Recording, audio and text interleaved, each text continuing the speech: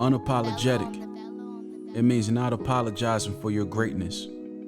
Here, we unpack the inner workings of our greatest creatives, from authors, musicians, filmmakers, painters. We even talk a little sports. And sometimes there's poetry in motion on that ball court and that football field. We speak about the lifestyle, the culture, and the overall way of life that is known as hip hop. We even touch on some current events and situations that affect the culture as well. All in all, this is Unapologetic, and I'm your host, Elijah Foreman. Let's get it started. No problem. I mean, that's for us to talk about later, but if we can come together on a piece that we both relate to, I would definitely love to put it in the book. Definitely. Absolutely. Thank you so much. Not a problem. Not a problem. But let's get back to it. Kendall Vella. Let's talk about that for a second. I see on your I've had your catalog up since last night, just getting ready for the interview. And I see that a number of your pieces are on Kendall Vella. Yeah. I have one piece that's on Kendall Vella that I kind of just started. There's only like maybe 2 episodes in there. But tell me, do you think it's better with Kendall Vella in terms of your creativity and maybe like, the interaction with, your readers, or is it tougher? Like which one's easier, Vella or, just regular like Amazon Kindle? Oh, thank you so much again for this question. Speaking to my writing process, because everyone's writing process is different. Some people like to just take a general idea, not outline anything, and then just start writing whatever scene comes up in their brain. Or you have the writers that are outliners. And I am not an outliner. So I just wanted to throw this out there first because I am not an outliner. Because I'm not, Kindle Vella works beautiful for my writing process because anytime that I've kind of stuck to a hard outline, not like a loose outline, but like a really hard, strict one, then my characters are like, what is you doing? It's great because they're just like, yeah, don't do that. But Kindle Vella has definitely been much more successful for me as far as revenue and profit as well. Now, the only aspect that I can say that's challenging with it is the marketing aspect. Whereas with Kindle Unlimited or just Kindle in general, when a book is completed, you have more options when it comes to marketing that aspect. So, for example, I wouldn't be able to do a book signing, with Kindle Vella. It would have to be completed at that point. So again, it is a lot of pros and cons with both. But I think it's just a lot of trial and error and kind of figuring out what works for you. But for me, the majority of my stories, like my hardcore stories, will be published on Kindle Vella, like the books that I've been working on for like 3 years, which is a total of 5 novels. Those books will be published on Kindle Vella until the completion of those books. And then when they are, then that's when I will pretty much do the rest of the work, record the audiobook, set it up for Kindle and wider distribution as well. So again, it just depends on, what works for you. Yeah, I definitely have experience with that as well. There was a show I did before I created my own show. This was back in 2020. And I spoke about, the projects that I have that were outlined and the projects that I have that were freestyle. And it's interesting because I had just started outlining around that time, so I seemed more adamant with just outlining. But looking back on that 2 years later, I've really been able to just look at my catalog as a whole, and the books that I freestyled are the ones that are definitely more popular. Way more popular. And it's like, man, the ones that I outlined, I thought I worked a lot harder on those. And it's like, oh, y'all don't like that, huh? Okay. All right. Well, let me go back to the drawing board on the next one then. Yep. So I've definitely had to deal with that too. I was just going to say, I noticed the same thing too. Like whenever I just let my creativity go where it goes, I definitely got a lot more engagement with it. And that's always been my writing style anyway. So I just kind of go with the flow in this aspect. And Kindle Vella is the perfect platform to do that for me. Absolutely. Absolutely. I mean, like I said, I only have one project on there, and the cover of that project I've had for the last 6 years, maybe, since, the time where I decided to go indie. So it's like, Mm, this cover been sitting in my computer for all this time. The company that's on the cover is not even the name of my company anymore. So it's like, mm, all right, man, I got to put this cover to use because it's a dope cover. And, it's been collecting dust for a while. So I said, you know what? Instead of taking 3 to 4 months to just write this standalone, let me put it on Vela and really have fun with it to the point where it's not mm-hmm, so much business. It's me getting back to, the roots of how I started in the beginning. mm-hmm. So, I definitely have fun with that. But I never really had, conversations with another author who was on Vela actively. So that's why I really wanted Mm-hmm. to know. I might have like one other author who really does work on Vela. So that's very interesting. I will say this to anyone that is interested. I have made the most money on Kindle Vella versus when I was selling it solely on Kindle. Because when you're selling completed books, like even ebooks, which is honestly the other reason I don't expect to make much profit in ebooks, right? I feel like that's the other reason why certain authors will market their ebooks, at different prices, be it 2 or 3 or 4.99, whatever, what have you.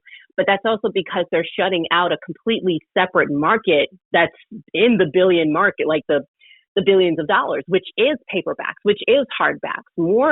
Most readers prefer to have a physical copy. So again, that's just something else I've noticed, and that's the other reason. Like with my ebooks, I don't make them that pricey because it doesn't cost me much to make them.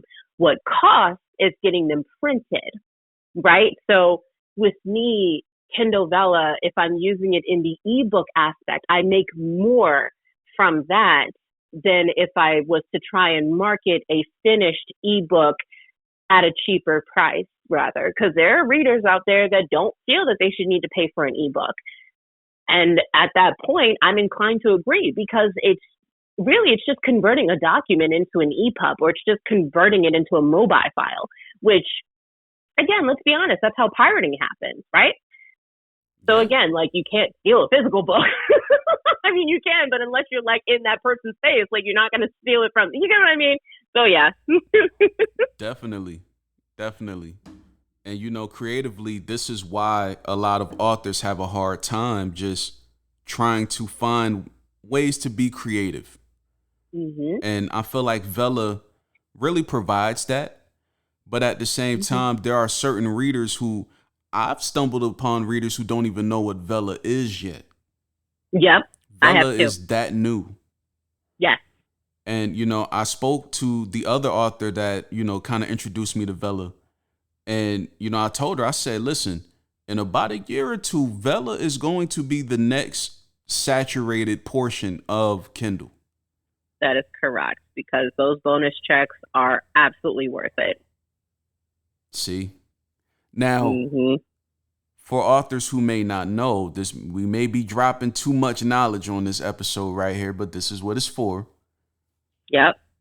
Is it the more people who read your work, the bigger the bonus, or the more consistent you are with putting episodes out, the bigger the bonus? How does that work? So, to my knowledge, as far as how the bonus works, is the more readers that you get, that are just liking or at least thumbs upping, each episode and just the unlocking of the episode process. That is what is how you get your bonus checks at the end of the month. And again, I'll just throw out like, a number. And if I were to compare it, like, because again, I'll throw out numbers because it's fine. I don't care. The purpose of this journey is because I want us all to succeed truly. And then to be a part of the creative process, just in publishing and all of that is truly a joy for me. So when I released Carmina the Black Dragon Princess, the first edition, back in October of 2021, I made about $62 because I had pre-sold 26 copies at that time. Now, if I were to compare that number, it took me a year of marketing to do that. However, I just recently started on Kindle Vella, and my bonus at the end of this month is going to be $127. So that's the other reason, like, I do encourage other authors, be it indie authors or whatever, especially new writers that are new to publishing. I would highly recommend Kindle Vella because it's a lot less pressure when it comes to getting everything done and feeling overwhelmed by the process and needing to get it done by a deadline. Whereas with Kindle Vella, it's almost like, hey, I feel like writing today. I'm going to go ahead and publish this episode. And that's totally fine. So again, like I said, it works for my process and for other authors and writers who I feel that would be, interested in publishing. And that's why I recommend the Kindle Vella route as well. There you have it for the young folks that are coming in and trying to find their way. I think the most important thing that young authors need to understand is that not everybody is going to put out 10 or more books a year. Exactly. I've been doing this since 2013 and I have 29 books. Now, that may sound great to some authors and it's great to me. I don't downplay my accomplishments at all. I also know that some of my contemporaries have 50, 60, 70 books out. Mm-hmm. You know what I mean? And they've been out for the same amount of time that I've been out. Mm-hmm. The difference is, I've taken long-winded breaks at times. Yeah. I didn't put a book out for the entire year of 2021. Mm-hmm. I was learning how to do the podcasting stuff. I ended up sick with COVID. So the entire 2021, I was quiet when it comes down to writing books. Mm-hmm. So as a young author, it's really important to just find your niche and stick to that. Mm-hmm. That's something me and my mentor spoke about on his show. When he asked me, how have I been able to last as long as I've lasted? And I said, the most important thing to me is staying in my lane and not trying to be what the next person is. Respect them for what they are and who they are, and respect myself for staying in my lane. I may not write 10 books a year. I may write 5. That's my lane. Mm-hmm. Yep. And I feel like that's where a lot of us trip ourselves up. We're looking at, the hood, they call it counting other people's pockets. We're looking at what the next person's doing and, their process and trying to emulate. And, a lot of times you trip yourself up doing stuff like that because you don't know the journey that person went through to get there. Mm-hmm. You know what I mean? So we're dropping jewels today, ladies and gentlemen. You got to catch these jewels while we're dropping them. Absolutely. Yes, yes, yes. So now, that feels like a heavy weight. We got the writing stuff out of our system. We're getting ready to get into some fun stuff. This is only one aspect of what you do. We got like 3 more. I do. As a kid, the number one name that showed up for any 80s baby or 90s baby is Disney. Yeah. Millions of movies have come out with Disney where voice acting has been a part of, our lives, for lack of a better term. Mm-hmm. So whenever I come across somebody who's into voice acting, immediately it's like the little 6-year-old kid, Elijah, is standing next to me, tugging at my pants like, hey, ask them this question. How did you get into voice acting and what parts of that are the most fun to you? Oh, this is such a fun question. Okay, so believe it or not, okay, I think I'd mentioned to you earlier that I was heavily into the anime video game community. And at this time, me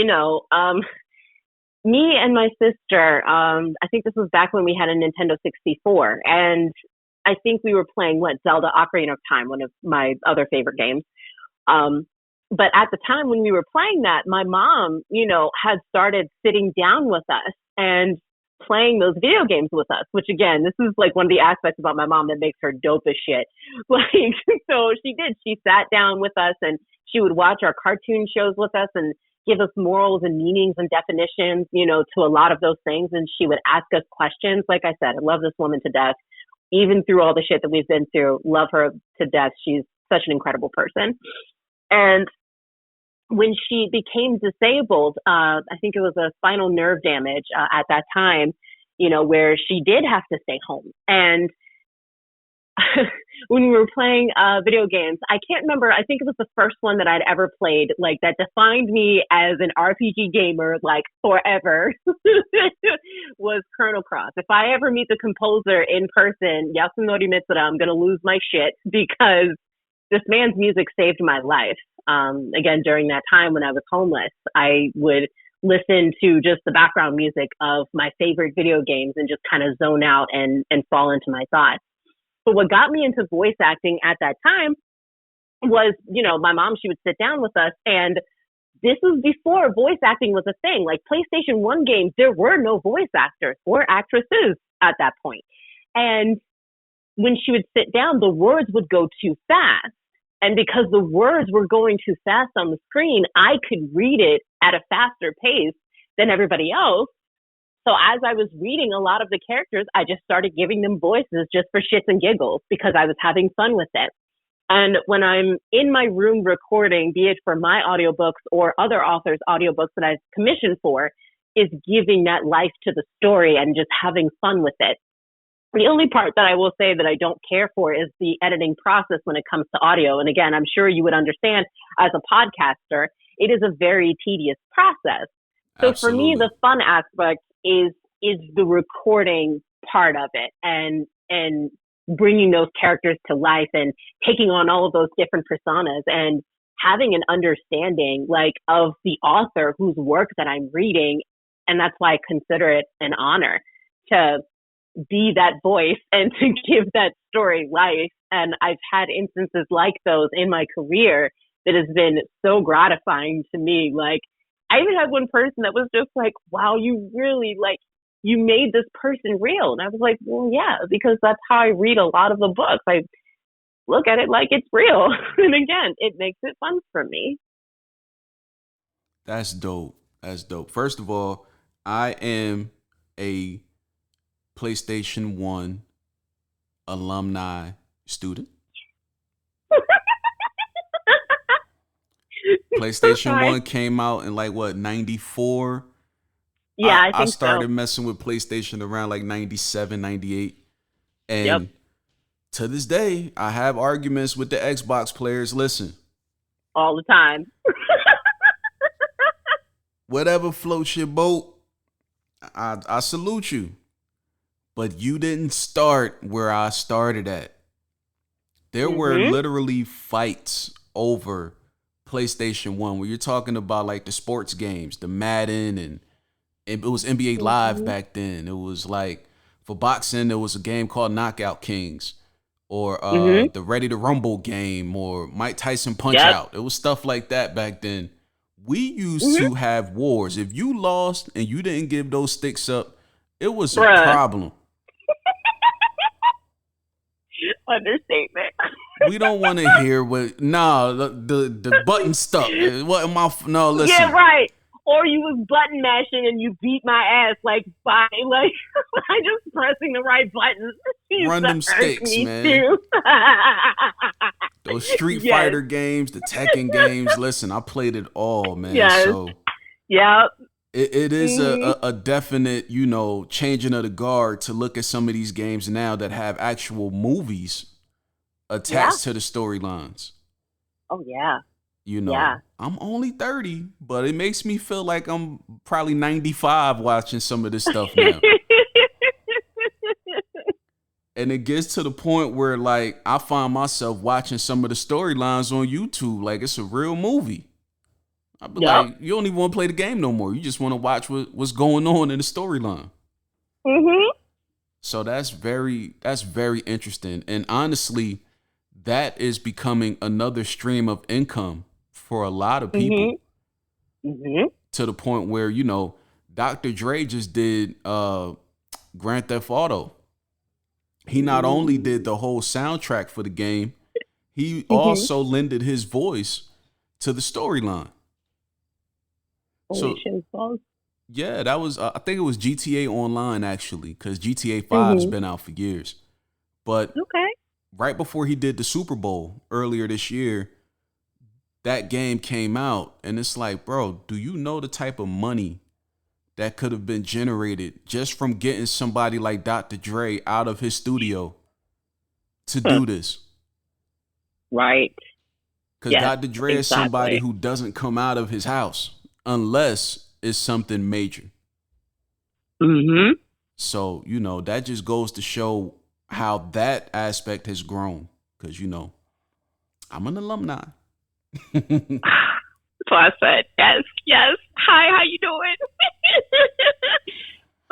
Definitely. um, that's the other reason I do stream video games. Now, again, I'm not doing it for the purposes of revenue. I actually do that just for shits and giggles to kind of take away, like, just to connect with my audience in a different aspect. But I'm not looking to make any money from that. I just, again, enjoy like creating the Twitch panels and putting up, trying to figure out OBS and all that kind of stuff. So again, just another creative outlet for me that allows me to connect with just my audience in general that does follow me on social media, like in a hey, let's kick it, let's chill kind of thing.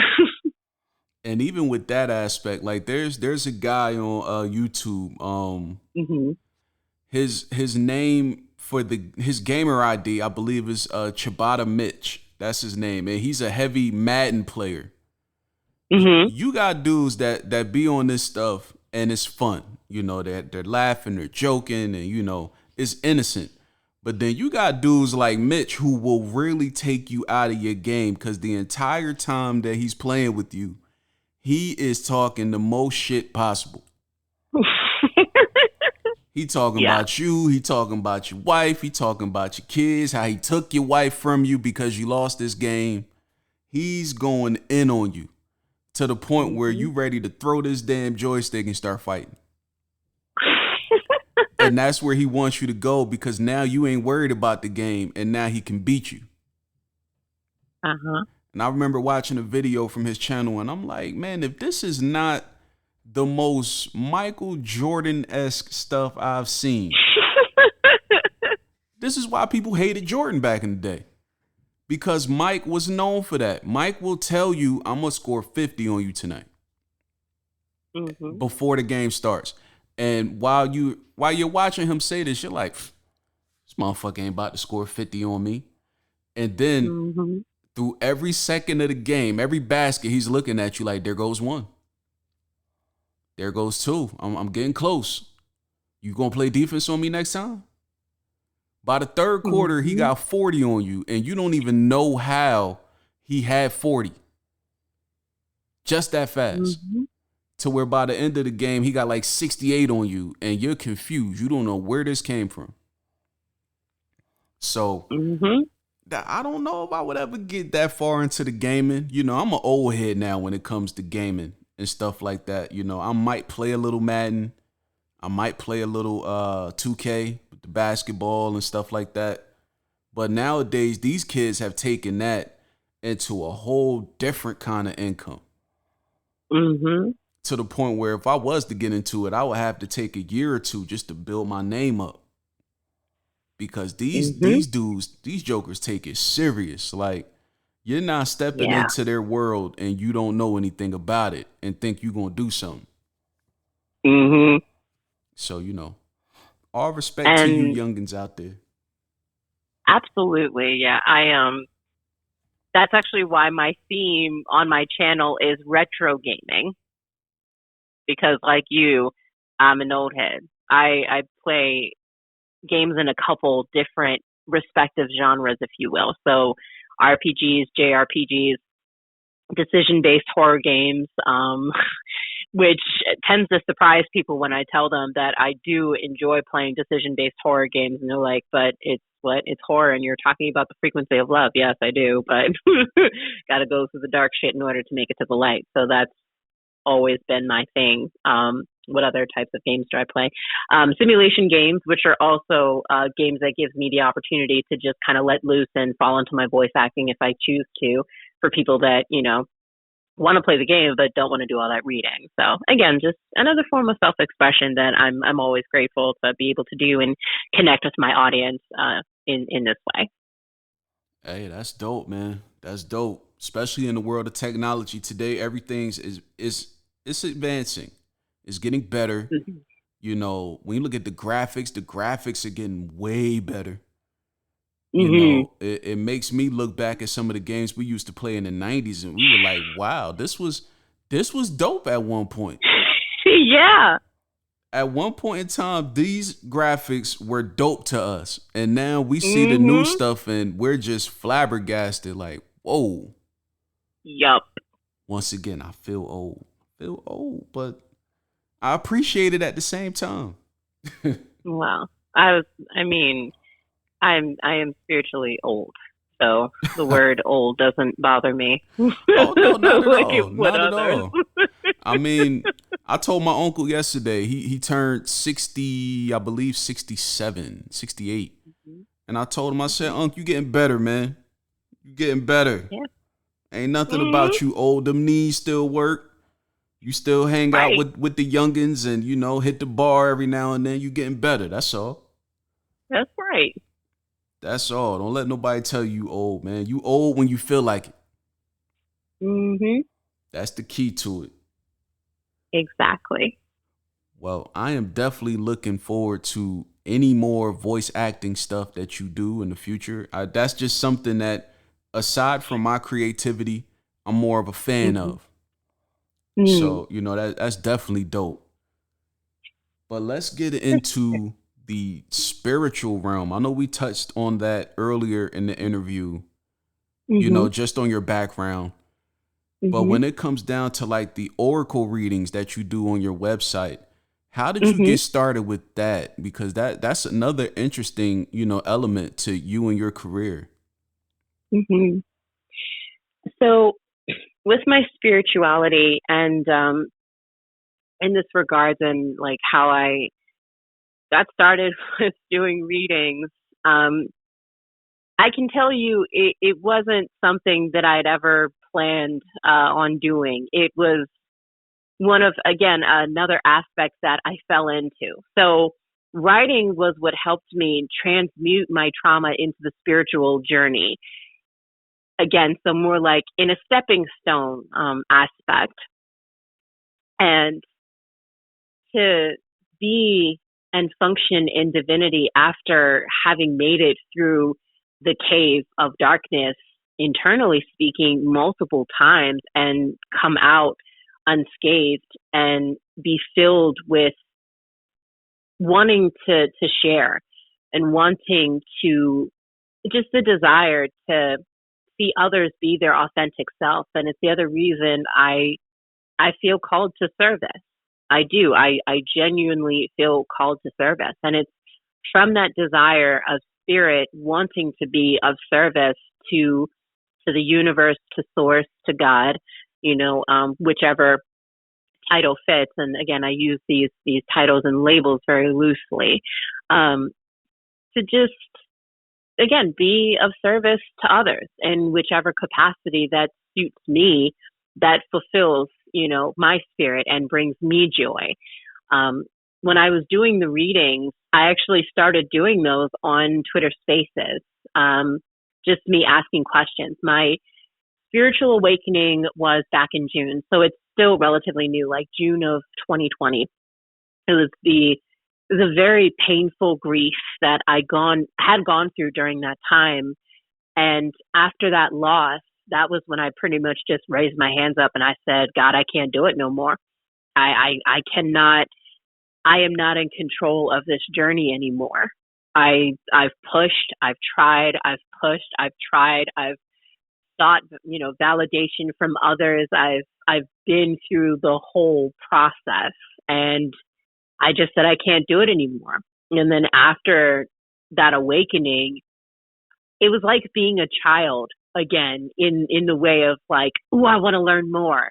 Like, I need to learn more. I was so hungry when I came out of it, like starving at that point. And when the more time that I had spent being in the present moment and understanding the truth of time and getting all these different types of information with my abilities, be it dreams or, visions that I've had in dream time. I actually wrote a book called The Blood Covenant, and that was more in relation to the spiritual journey and our subconscious covenant with fear, and how it propels us to have either done, said, think the most awful things about ourselves and other people, how wars are started, and all of these things. I was receiving all this information at one time, and I was like, I have to do something with this. I can't just let it sit and rest on my spirit and not profess that truth and not profess my aspect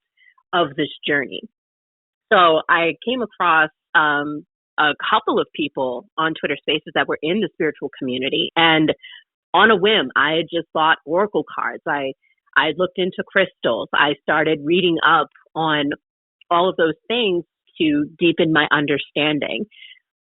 And then once I had started doing readings and just pulling cards, in Twitter Spaces, again, there was one person I talked to that was very emotional with the reading that I gave them. And they were like, it was so spot on. And now I know what I need to do. And just that moment of, I know what I need to do. I'll be okay. Thank you. It makes me emotional. And I don't mean it in the, like I'm sad. It's more of the, I'm grateful. And it's that feeling that feeds my spirit into this aspect of the work that I do. So again, I also now consider writing a part of the spiritual process as well. And having reached this point of divinity in being able to share in all of my creative aspects is truly wonderful and such a joy and a blessing to me. That's why people will look at me and be like, why are you thanking me for giving me a reading? I said, because you allowed me and gave me the opportunity to do that. You opened yourself up to receive.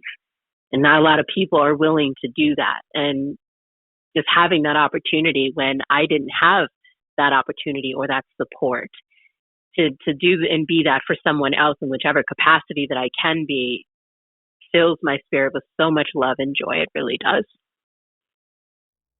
That's amazing. That's amazing. Mm-hmm. We don't even have to go any further on that. That's pretty much the gist of what she does with the oracle readings and the spirituality. Yes. I don't even want to add any more. That was probably one of the dopest answers on Unapologetic since we started. Salute to that one. Okay, we gonna move on. There are two more things that you do within your career, and I want to give spotlight to both of them. You're also a podcaster, and you also do modeling work. So let's start with the podcasting. Tell me a little bit about your show and what got you started with that. So my show has gone through so many rebranding and transformations. What originally birthed the show, I remember coming across on Instagram. It was a post, just a silly writing meme that I had read, and I was like, well, that's really silly.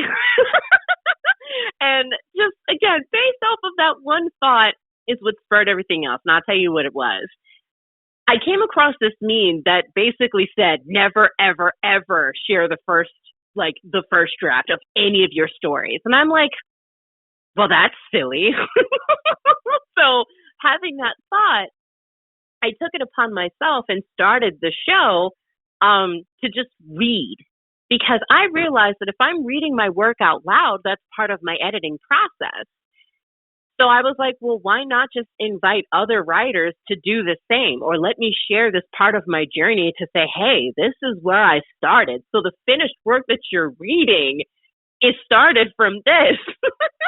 So don't be afraid to share. Don't be afraid to laugh at yourself and to have fun with it. I can't tell you how many times I've read my first draft, like just recording, and I'm like, what is this? Like, and I'm just laughing at it. So that was what had birthed the original idea of my podcast show, was just to read out loud my first draft.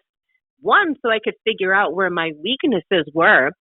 And two, again, just to share and laugh at the process, because writing is a process. That was what originally birthed the show. And now I am actively taking on, other writers and just other creatives onto the show as well. And just to talk about their journey and kind of like what we're doing right now, allowing and giving other authors, new writers, and that opportunity, again, that I might not have had. And I consider it such a blessing to be able to do that for others in the same way.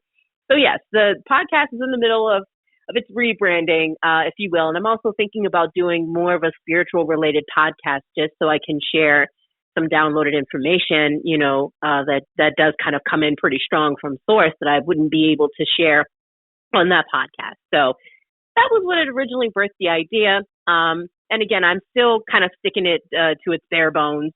I'm keeping it to the reading of my drafts or my newsletter or my Kindle Vella. So it's kind of like getting a free audiobook. I also like making my work accessible, to others that might not be able to pay for an audiobook, just so that way they can be familiar with my work.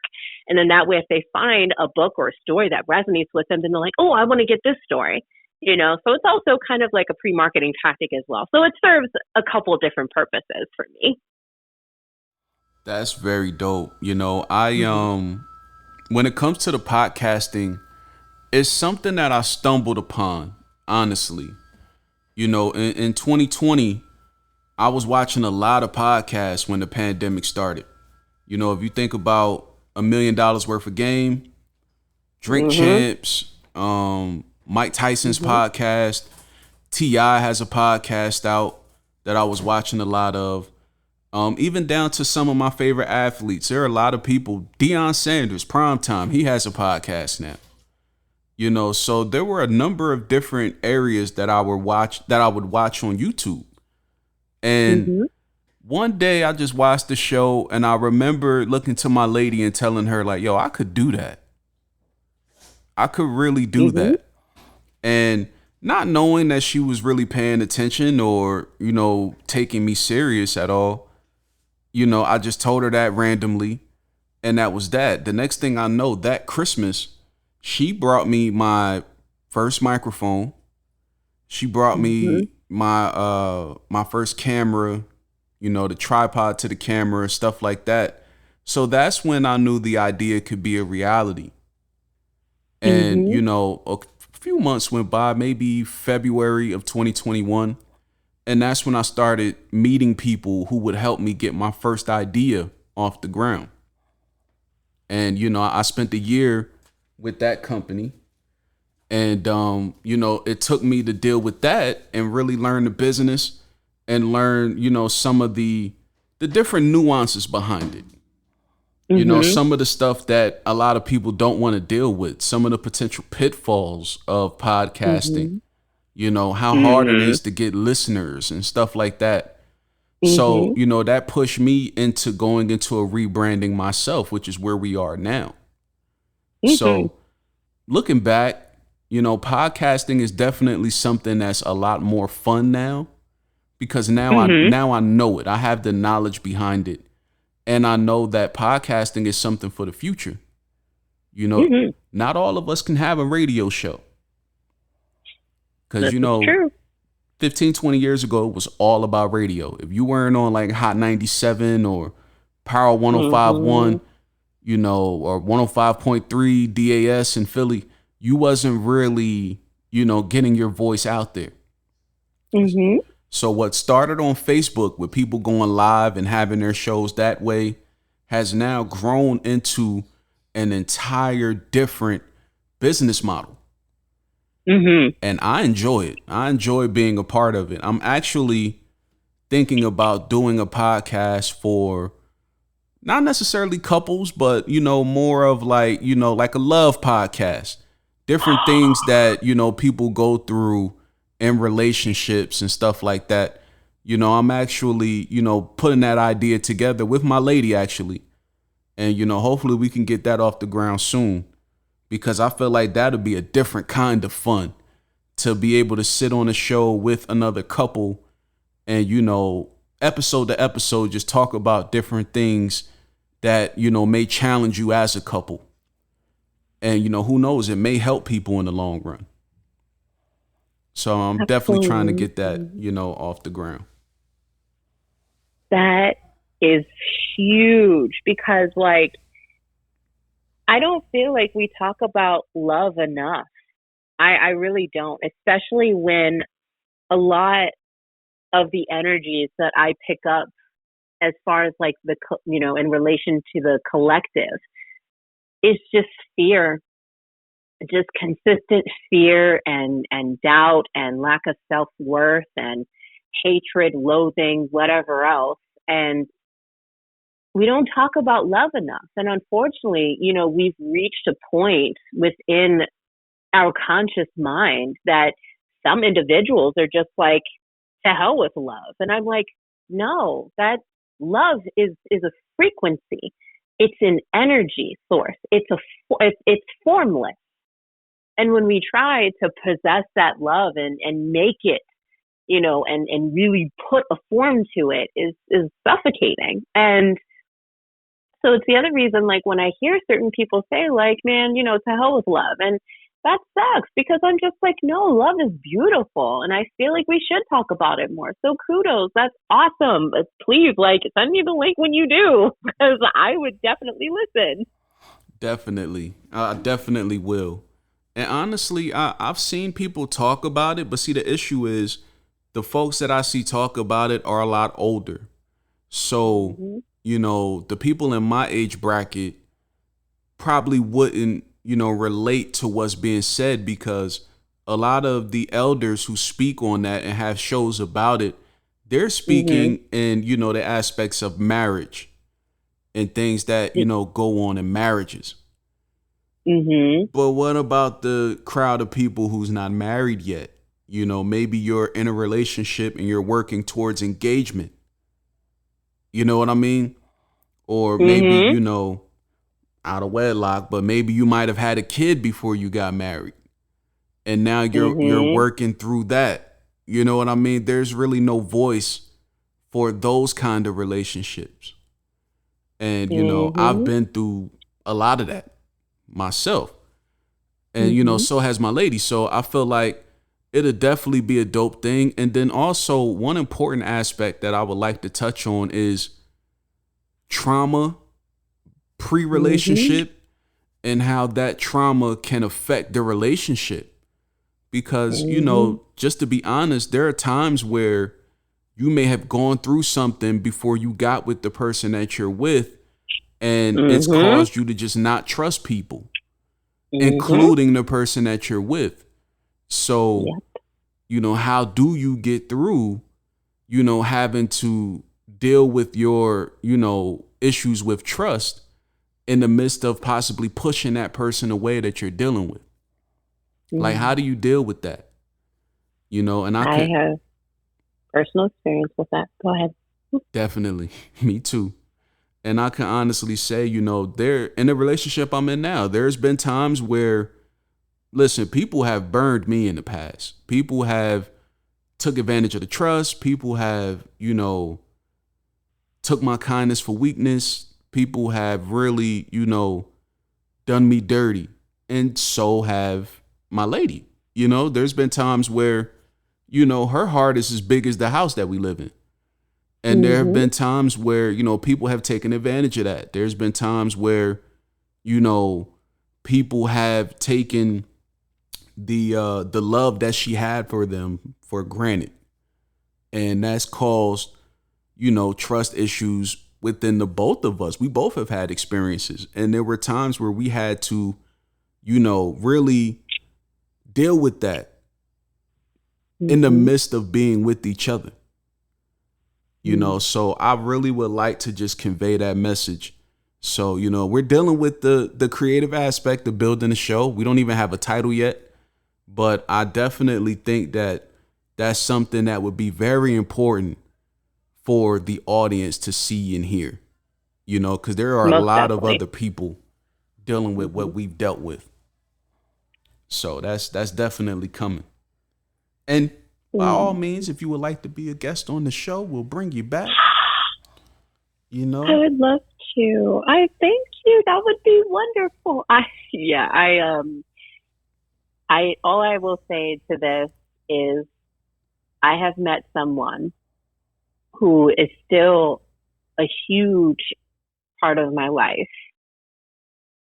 I'm in love with this man forever.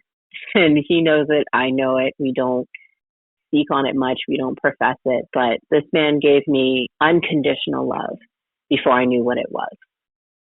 I was too traumatized to understand that. And quite frankly, so was he. So to have reached a point with us now where we are okay, we are both vibrating, you know, very highly. We're healing those wounds and trauma and stuff together is such a beautiful process.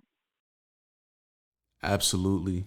Absolutely. So we're going to leave that where it's at till it's time to, get on the official Yes, show and really yes, unpack some stuff.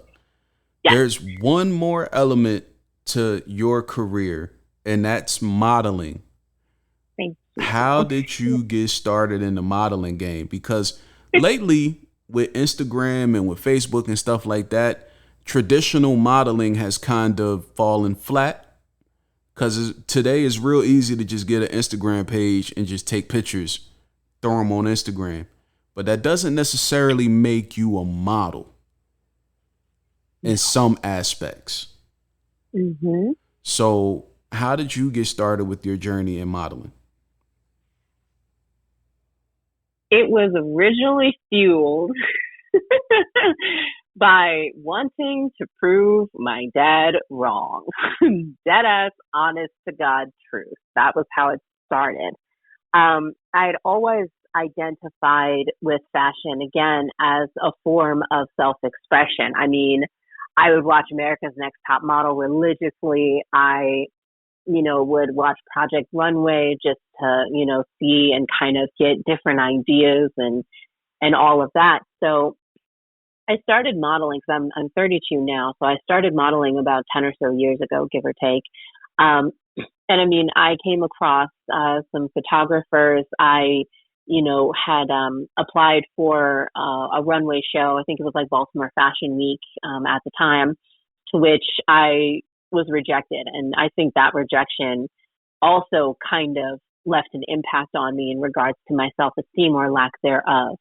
Um, but it was all fueled based off of what I was told that I couldn't do. And it was wanting to see the beauty of myself that I wasn't able to see that other people were. So again, it's just interesting how it happened that way. And I remembered applying for, and again, this is before Tessa had changed the modeling industry forever and opened the pathway for a lot of girls that are on the larger scale of the, as far as size and weight is concerned. And I mean, beautiful, gorgeous women. I mean, crazy. But at the time when I had applied for a job, and again, you'll have to forgive me if I don't remember the name of the agency, but I do remember submitting, I think it was like either some, like a comp card or like some headshots or what have you. I did a few modeling competitions, like in a mall, small things like that. But what this person had told me was that, you have a great look and we would love to sign you, but your waist is too big. So after that and constant rejection at that point, I just withdrew. I was like, I'm not strong enough to do this. And then it also proved my dad right because I wrote it off as a failure at the time. So recently, my very first photo shoot in my 30s, again, which got a lot of blowback on Facebook when I was on Facebook heavy. What I want to say a couple years ago was standing outside, butt booty naked, taking photos. That was my very first photo shoot in the woods. And it was my way of saying like a blatant FU to the industry and what I was told. So when I saw a lot of those photos, I was kind of amazed. I was like, wait, this is what y'all have seen the whole time? And they were like, and God bless my photographer. She was so amazing. I love her. She said to me, she was like, wait, I thought you were faking the entire time. And when she used the term faking, you know, some girls will, you know, make self-deprecating comments or just be like, you know, not really know how pretty they are. Right. I never knew. So when I was looking at the shot, I was genuinely surprised. And her face was, wait, I thought you were kidding when you were saying stuff like that. I thought like you were one of those girls that were saying it to fish for a compliment. I was like, no, I meant that. Like, it wasn't making that up. So after that moment, it was such a divine moment for me because having just the clothes off and being outside in nature felt so natural to me. Once I had shed all that stuff away, yeah, it was a beautiful experience. And like I wouldn't trade that moment like for anything in the world. Even the blowback that I got on Facebook because of it, or, you know, the triggers from other people that I was dealing with at that time. You know, even if it wasn't outright, some of them were pretty secretive about it. And, you know, certain individuals within my circle had expressed that. And again, being within the spirit and picking up all of those energies, I also didn't know what to do with that because I'm like, no, you're divine, you're beautiful, you're incredible. Why would you not feel this way about yourself? Because I can see it, I sense it for what it is. So, but that was what restarted my journey back into modeling. And then I did some lingerie modeling as well. All of it just to really build my confidence in my body and just who I truly am as an individual. And yeah, being able to share again that aspect creatively is the other reason I eventually will, you know, release a makeup line. It's the other reason I intend to, you know, create my own clothing line as well. Because again, it's another creative aspect. And for the makeup line, yeah, it's going to be, you know, the titles of my books and it's going to be the name of my characters and book series and things of that nature. Because actually, fun fact, I went to cosmetology school and I graduated. Granted, I never, you know, went back for the practical part of my state board, but I did pass theory with my theory exam. For those that don't know, it's basically like the written portion of the test with like an 80 or like 90. So I was very heavily into the beauty community at that time as well. So just another form of self-expression that I'm really excited to delve into when things align the way that I know that they're supposed to. That is dope. Once again, there isn't much else that needs to be said after all of that. She pretty much unpacked everything with the modeling journey, which makes my job easier, you know, because I have certain guests who come on and they're kind of shy or they're nervous, so they say the bare minimum, and I gotta kind of pull the rest out of them. Mm-hmm. Listen, it ain't much else that needs to be said. I do have one question though. Yeah. When we were talking about doing the show, you made mention of some of your work and how it is unapologetic. Yes. So we're going to put this on the show and I'm going to thank you because now I'm going to use that tagline by the end of every episode for At the Table.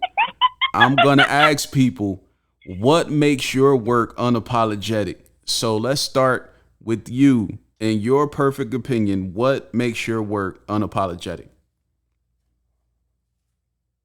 So many aspects about that. Okay. What makes my work unapologetic is me. The very existence of me. What I mean when I say that is my existence has always lived within the constant duality of East and West, good and bad. All of those aspects of me, I am unapologetic. The way I tell my stories is unapologetic. I don't belong to just one genre. With my modeling, unapologetic. It's in your face.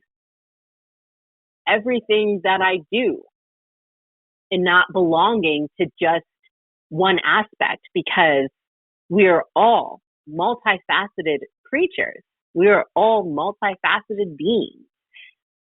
And to live and thrive in being unapologetic and my wholest authentic self is how we live our lives unapologetically.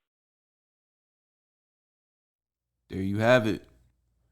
There you have it, ladies and gentlemen. Real quick, I need you to let everybody who's listening know how they can reach you, as far as your books and your oracle readings and everything else you're doing.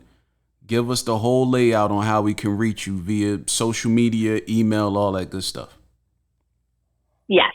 So how you can reach me, I am pretty heavily on the Twitter community, and my username is kblackmore26362, and I do have an Instagram.